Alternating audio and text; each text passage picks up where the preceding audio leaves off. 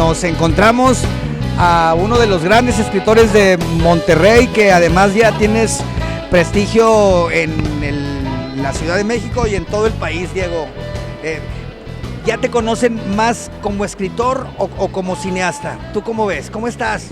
Muy bien, querido, pues muy contento de regresar. ¿Cómo pasaste de la narrativa del periodismo al cine?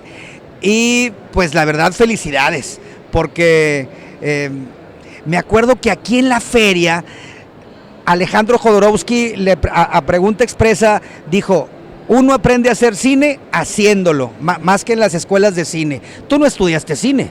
No, para nada. Yo esencialmente lo que he intentado hacer es contar historias, ¿no? Y digamos que muchos años las hice a diario en el ABC, en el Diario de Monterrey, en Radio Alegría, en Milenio. Y tú sabes que en los últimos 20 años los periódicos comenzaron pues a dejar de ser el epicentro del periodismo. Ya no necesariamente son los únicos lugares donde se hace periodismo. Con la transformación digital pues dejó de haber cada vez más oportunidades de hacer periodismo a profundidad, que es el que a mí me interesaba. Entonces, cuando se fue cerrando la posibilidad de escribir textos, pues no suena mamón decirlo, pero de fondo, o con por lo menos una voluntad de fondo, empecé a explorar la crónica, por ejemplo, empecé a explorar revistas, los libros también. Mis primeros libros fueron resultado de sentir que ya había una opresión en los periódicos por el espacio. Y un poco esos libros y esas crónicas empezaron a convertirse en materiales que interesaban a gente del mundo del cine. Hicieron algunas cosas basadas en textos míos y no me gustaron cómo las hicieron, me indignaba un poco. Entonces así fue como empecé, digamos, en el mundo del cine documental. Primero tomaste el reto y la responsabilidad. No me gusta, pues lo voy a hacer yo mejor. Me lo dijo perfectamente uno de los directores: pues si no te gusta, dirige tú. Entonces, como bien dices, quizá irresponsablemente, pero con esa voluntad de cuidar la historia en la que yo creía y a la que había dedicado tiempo, pues hice esta transición, que un poco no la siento como transición, porque yo sigo escribiendo, sigo pues haciendo documentales, ahora he hecho podcast también con un equipo. A mí esencialmente lo que me gusta es contar historias, normalmente historias que tienen un abordaje de la realidad, y digamos que en estos últimos 15 años, pues a veces ha sido el cine, a veces ha sido la palabra impresa, otras más recientemente pues son el mundo sonoro, ¿no? Con podcast también. Bueno, pero ahora lo más reciente, lo que presentaste ayer o hoy, ¿qué es? ¿Es un libro de crónicas? Es un libro de crónicas justo que surgió en la pandemia. Lo voy a sacar aquí como venta de garage. Se llama Mundo Enfermo. Es un libro que, fíjate, un poco empezó a detonarse aquí en Monterrey. Yo vine a presentar en Monterrey en marzo del 2020 el documental que hice sobre Samuel Noyola, Vaquero del Mediodía, en una función en el Aula Magna.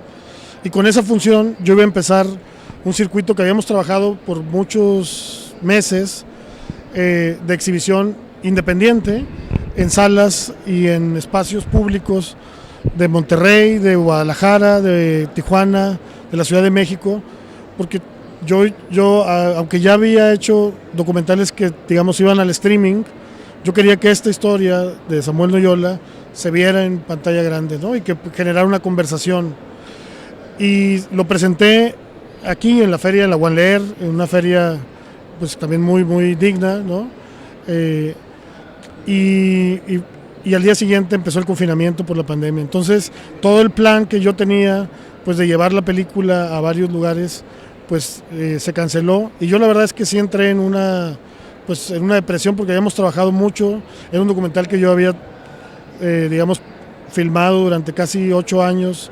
Entonces sí fue muy triste como de repente ver 8 años el de Samuel. Todo el trabajo, sí, desde la idea inicial hasta terminar el corte y presentarlo el Festival de Morelia, fueron 8 años. Y ese sí es un documental, a diferencia de mis otros documentales, como El Alcalde, por ejemplo, de Mauricio Fernández, que eso era una crónica y que yo más bien me involucré para cuidar la historia. Vaquero del Mediodía sí es un documental que lo pensé como documental desde el principio, o sea que era esa la idea. Entonces yo por eso quería tener esta experiencia de las salas, del público, del debate, la discusión, porque además la figura de Samuel se daba perfectamente para eso. Y viene la pandemia y se cancela mi vida viajera. Entonces empecé a regresar a mis textos viajeros, a los textos que había escrito en los últimos 15 años, y así en cierta forma cubrir esa necesidad como de moverme. Y el libro son crónicas en Noruega, son crónicas en Siria, son crónicas en Cuba, crónicas en Venezuela, en Brasil, en España, que tienen un corte distinto, digamos, a los otros libros que he hecho, que tienen que ver más con una visión social o política, ¿no? Mucho marcada por la violencia o mucho marcada por personajes extremos. ¿Por qué no nos los enumeras, que al cabo estoy seguro que te acuerdas de tus libros? ¿Cuál fue el primero? Mi primer libro, Oaxaca Sitiada, que es un libro sobre una insurrección que hubo en el 2006 en Oaxaca. Ese es mi primer libro. Mi segundo libro es El Cártel de Sinaloa, una historia del uso político del narco, que es una crítica a la guerra que había decretado Felipe Calderón, cuando la guerra todavía era popular. En 2009, cuando sale el libro, Calderón todavía tenía legitimidad y había mucha gente que creía que la guerra era de verdad.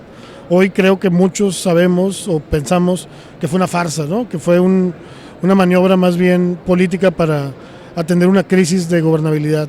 Mi siguiente libro fue Nosotros somos los culpables, que es un libro sobre la tragedia de la guardería ABC, un libro pues que a partir de un relato coral construye los sucesos de ese día, ¿no? Y que también habla de la movilización de las familias para buscar justicia. Mi siguiente libro fue precisamente La Guerra de los Zetas, un libro que presenté aquí, me acuerdo, en 2012, cuando la palabra Zeta estaba prohibida, ¿no? Cuando el problema eran los Zetas y no las sequías o no el transporte o la inseguridad al nivel que tenemos hoy. Te daba miedo decir. De hecho, aquí, en la presentación del libro, yo me enteré hasta después y me molesté, pero la gente de la feria puso detectores de metales a la sala para que los asistentes fueran revisados, y había policías revisando a los asistentes a la presentación de mi libro. Como yo antes entraba por atrás a las presentaciones, yo me di cuenta hasta el final y me indigné mucho. Tú recuerdas muy bien esa época. El libro me acuerdo que me mandaban lectores de Monterrey o de Tamaulipas que lo leían forrado, lo forraban para que no se viera la palabra Z, porque había esa indignación. Yo creo que ese es el libro, pues para mí más importante, digamos, como libro, o sea, como que lo pensé más como un libro, como una experiencia, como la decisión también de contar en ese libro cosas que no podía contar en los periódicos, porque también no había mucho espacio para hablar de los Zetas.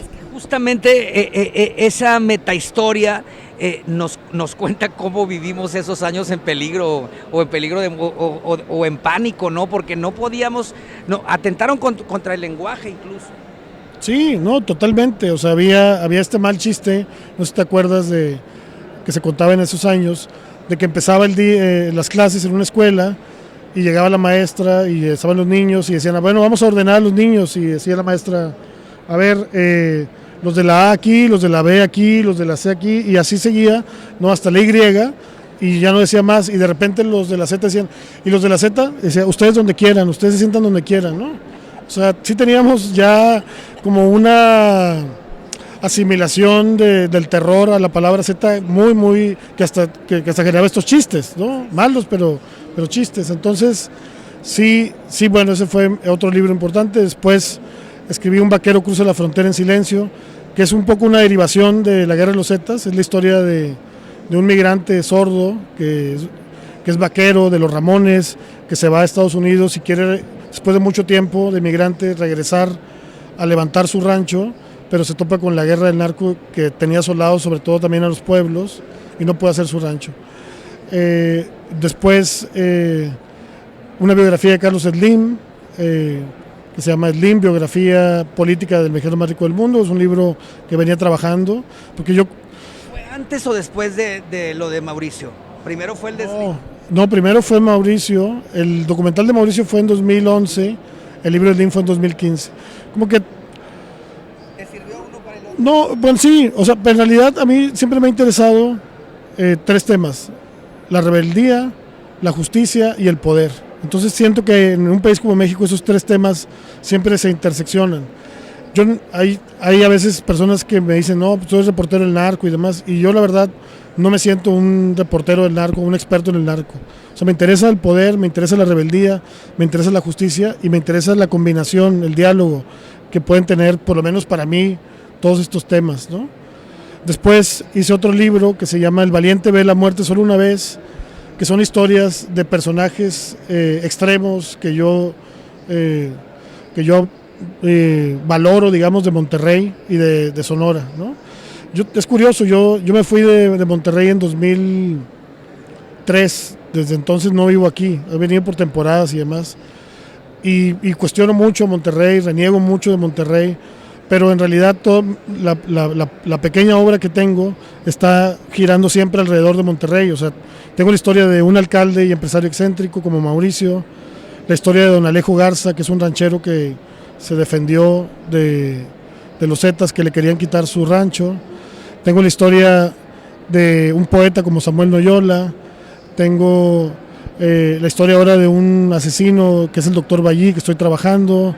En el libro El valiente ve la muerte solo una vez, tengo la historia, por ejemplo, de un héroe para mí de la ciudad que no tiene la reivindicación que merece, como don Inés Cantú, que es un carnicero que inventó la rachera. Entonces tengo carniceros, poetas, asesinos, empresarios, políticos, poetas en mi obra, y todos tienen que ver con Monterrey. Entonces, a lo mejor, aunque reniego mucho de mi ciudad, y de Sonora, las historias que tengo son, en este libro, es la historia de del asesinato de un diputado, basada en muchas entrevistas y en el expediente, pero que más bien trata de reflejar esta facilidad con la que se puede matar a alguien. La crónica se llama Así se mata a un diputado, y es una especie de instructivo a partir de los testimonios de estos 5 jovencitos que por quitarle el puesto de diputado al diputado lo matan para que llegue un diputado suplente que era amigo de ellos y los haga tener bonanza. Entonces, sí, es un libro de relatos que lo publicó Editorial Era. Yo creo que es mi libro más regio, y que es lo contrario de lo local. Este es un libro, pues, de crónicas. Hay una crónica de viaje por Jerusalén con un grupo de legionarios de Cristo. Voy y hago, pues, una peregrinación y hago la crónica con ellos. Hay una crónica del funeral de Fidel Castro en Cuba. Hay una crónica de un foro con Gael García en Brasil para la despenalización de las drogas, donde hay un cónclave ahí medio secreto de empresarios para buscar despenalizar la cocaína y la marihuana. Crónicas de Venezuela. Una crónica que se llama Un escritor de mierda en Park Avenue, de cómo estoy escribiendo en Nueva York mi libro sobre Carlos Slim. Una crónica sobre Juan Villoro en Barcelona, una crónica de los fiordos en Noruega. Pues es un libro más que es un intento en medio de la pandemia de reflexionar sobre el mundo, ¿no? A partir de los viajes que me había tocado hacer y que no tenían necesariamente una perspectiva política o una agenda muy coyuntural, sino que estaban un poco más abiertos. Eso. La serie documental 1994, que consta de 5 capítulos, define el año que México cambió para siempre. El asesinato del candidato Luis Donaldo Colosio, el levantamiento zapatista. Diego realizó más de 120 entrevistas, 50 grabadas en video. Está disponible en Netflix. Ya nada más me quedan 2 preguntas. ¿Te abriste camino en el mundo de los documentales? ¿Es igual o más difícil? ¿Dónde te sientes más a gusto? ¿O los disfrutas por separado? La crónica, la escritura y el cine. O sea, porque es algo que se te tiene que reconocer, y yo te admiro mucho como colega, compadre, que pues tienes mucho éxito en Netflix, como pocos realmente. O sea, es más, tú sirves de ejemplo para muchos. Viendo tus trabajos, mucha gente se ha entusiasmado para hacer los suyos. Pues eso me encantaría, que un poco lo que uno hace pues inspire a alguien más, ¿no? Digo, así como a mí me inspiró, por ejemplo, leer Los periodistas de Vicente Leñero a los 13 años y me marcó y me cambió para siempre, o ver documentales de Patricio Guzmán, ¿no? También muy, muy joven, pues como que tener esta posibilidad de inspirar también, pues, a alguien con mis libros o con mis documentales, pues es interesante. Yo creo que el mundo del documental yo lo he abordado escribiendo mucho. También se escribe mucho porque hay que escribir desde la investigación, hay que escribir guiones. Yo trabajo mis documentales con guiones muy, muy, muy elaborados. Escribo mucho después de los rodajes, escribo mucho en la edición. A veces mi interlocución con todos mis compañeros de fotografía o editores o con mis productores también es muy escrita, porque yo como que puedo articular mejor en el papel lo que estoy buscando, ¿no? Entonces, la escritura la mantengo ahí, ¿no? Lo que quizás es distinto es que en el mundo de la escritura uno puede estar haciendo un ejercicio solitario. Yo me puedo ir a mi cabaña en Santiago y estar ahí solo escribiendo y no necesariamente depender de nadie, si acaso un editor y punto. Y en el mundo del cine documental, pues es necesario el diálogo, la colaboración, ¿no? Todo el tiempo es una conversación, todo el tiempo es un... Pues digo, cuando se hace con amor algo, que es con rigor, para mí el rigor es amor, pues tienes que estar confrontando todo el tiempo tu visión y estar también alimentando un equipo de tu visión, ¿no? Que crean en la visión que tú estás teniendo para poder armar. Entonces creo que la diferencia nada más es de la capacidad que uno tiene o no para socializar. Y lo alterno. O sea, bueno, en realidad como que empiezo a trabajar historias casi siempre en escritura y en algún momento me doy cuenta que la mejor forma de contarlas es en imagen o en podcast. Hay una página, detective.org.mx, que es nuestra página. Ahí hay muchos links a los documentales y a los podcasts que tenemos como este. Ya para terminar, Diego Enrique Osorno, de verdad, yo creo que muchos colegas te dirán esto o estarán de acuerdo conmigo en que tienes una carrera admirable y seguramente tanto trabajo que has hecho te ha dado para tener más, y en ese sentido pues eres un ejemplo para todos nosotros. No, ejemplo tú, que para mí la televisión cultural que valía la pena era la que hacías tú desde que yo era chico, aunque parecemos de la misma edad. Tú estás un poco más grande que yo, ¿no? Más correteado. Tú eres pez guía. Hablando de influencias, pues sin duda lo que estás haciendo tú, y espero que lo que están haciendo ahora en el canal pues genere más contagio, ¿no? del bueno, ¿no? El contagio por la cultura, por la pasión por contar historias y por todas estas cosas que nos cautivan, ¿no? Muchas gracias, compadre, me pones colorado. Este libro, ¿quién te lo edita? Este es de debate, es un libro de debate, sí. Salió el año pasado, pero por... Mundo enfermo, viajes infrarrealistas. Y está por salir en Netflix. ¿La historia del Dr. Ballí? No, estoy trabajando varias historias. Mi documental más próximo, digamos, se llama La Evaluación, que se presenta en Morelia. Es un documental sobre la investigación del caso Ayotzinapa, un aspecto de la investigación, la parte del basurero de Cocula. Estoy trabajando también, que voy a presentar en Morelia un corte, todavía no sin terminar, un documental que se llama La Montaña, que es la historia de un viaje marítimo que hicieron los zapatistas de Quintana Roo a España el año pasado, en medio de la pandemia, en un velero. Durante 50 días viajaron y yo los acompañé. Yo, que fíjate que soy de monte y que ni sé nadar, ya crucé el océano Atlántico, lo cual me da un poco de pena, porque no soy un marinero de pacotilla, marinero de monte. 50 días. Sí, 50 días, pues para cruzar todo el Atlántico, navegando en un velero de más de 100 años de antigüedad. Entonces esa película es la más reciente, y estoy trabajando también una historia del Dr. Ballí para una plataforma que en su momento vamos a anunciar. Pero hay algo que se llama Sierra Madre o algo así, ¿no? Sierra Madre es una historia de ficción que escribí hace unos años con Gabriel Nuncio, inspirada en la crisis de seguridad que tuvo San Pedro en el periodo de Mauricio Fernández, precisamente. Y apenas se filmó este año, y esperemos que se estrene el siguiente por HBO. Muchas felicidades, Diego Enrique Osorno. Muchas gracias, viejo, gracias. Acá te queremos mucho en Monterrey. Y yo, pues, a la ciudad, como consta, si ven mi modesta bibliografía. Gracias, Claudia Ojeda, en la cámara y producción. Adiós.